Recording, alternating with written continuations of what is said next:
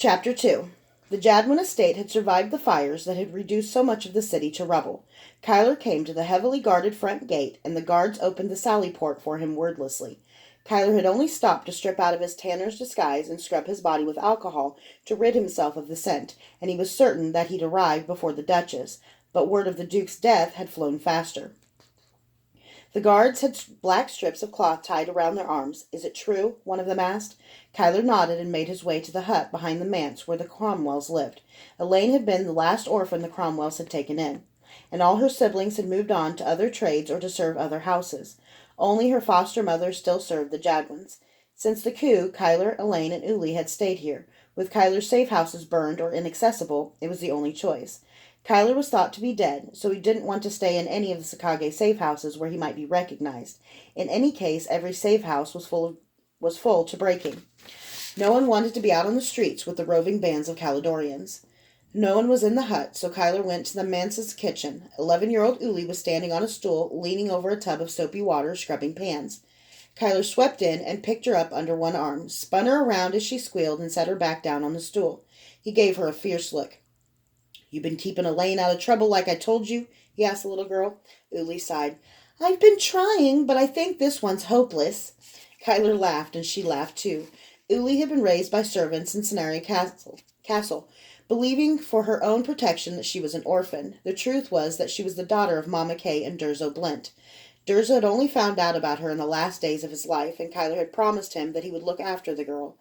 After the initial awkwardness of explaining that he wasn't her father, things had gone better than Kyler could have expected. "Hopeless? I'll show you hopeless," a voice said. Elaine carried a huge cauldron with the grime of yesterday's stew baked onto the sides and set it down next to Uli's stack of dishes. Uli groaned, and Elaine chuckled evilly. Kyler marveled at how she'd changed in a mere week, or perhaps the change was in how he saw her.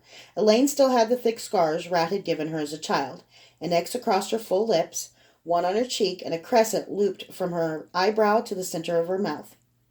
But Kyler barely noticed them. Now he saw radiant skin, eyes bright with intelligence and happiness, her grin lopsided, not because of a scar, but from planned mischief. And how a woman could look so good in modest servants' woolens and an apron was one of the great mysteries of the universe. Elaine grabbed an apron from a hook and looked at Kyler with a predatory gleam in her eye. "Oh, no, not me," Kyler said. She looped the apron over his head and pulled him close slowly and seductively. She was staring at his lips, and he couldn't help but stare at hers as she wet them with her tongue. "I think," she said, her voice low, her hands gliding across his sides, "that—" Uli coughed loudly, but neither of them acknowledged her. Elaine pulled him against her, her hands on the small of his back, her mouth tilting up, her sweet scent filling his nostrils. "That's much better." She yanked the apron knot tight behind his back and released him abruptly, stepping back out of range. "Now you can help me. Do you want to cut the potatoes or the onions?" She and Uli laughed at the outrage on his face. Kyler leapt forward and Elaine tried to dodge, but he used his talent to grab her. He'd been practicing in the last week, and though so far he could only extend his reach a pace or so beyond his own arms, this time it was enough. He pulled Elaine in and kissed her. She barely pretended to put up a fight before kissing him back with equal fervor. For a moment, the world contracted to the softness of Elaine's lips and the feel of her body tight against his. Somewhere, Uli started retching loudly. Kyler reached out and swatted the dishwasher toward the source of his irritation. The retching was abruptly replaced with a yelp. Elaine disentangled herself and covered her mouth, trying not to laugh. Kyler had managed to drench Uli's face completely. She raised her hand and swatted water back at him, and he let it hit him. He rubbed her wet hair in the way he knew she didn't like and said, "All right, squirt. I deserve that. Truce now. Where are those potatoes?" They settled smoothly into the easy routine of kitchen work. Elaine asked him what he'd seen and learned, and though he checked constantly for eavesdroppers, he told her everything about studying the Baron and helplessly watching the assassination attempt. Such sharing was, perhaps, the most boring thing a couple could do, but Kyler had been denied the boring luxuries of everyday love for his entire life. To share, simply to speak the truth to a person who cared, was unfathomably precious. A wet boy, Durzo had taught Kyler, must be able to walk away from everything at a moment's notice. A wet boy is always alone. So this moment, this simple communion, was why Kyler was finished with the Way of Shadows. He'd spent more than half his life training tirelessly to become the perfect killer. He didn't want to kill any more.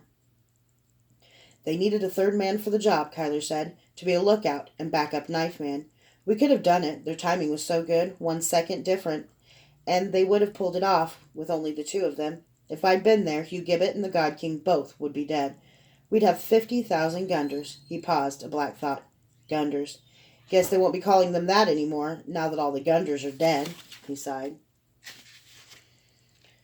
You want to know if you did the right thing? Elaine said. Yes. Kyler, there are always going to be people so bad that we think they deserve to die. In the castle, when Roth was hurting you, I was this close to trying to kill him myself.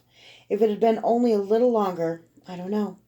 What I do know is what you've told me about what killing has done to your soul. No matter what good it seems to do for the world, it destroys you. I can't watch that, Kyler. I won't. I care about you too much. It was the one precondition Elaine had for leaving the city with Kyler, that he give up killing and violence. He was still so confused.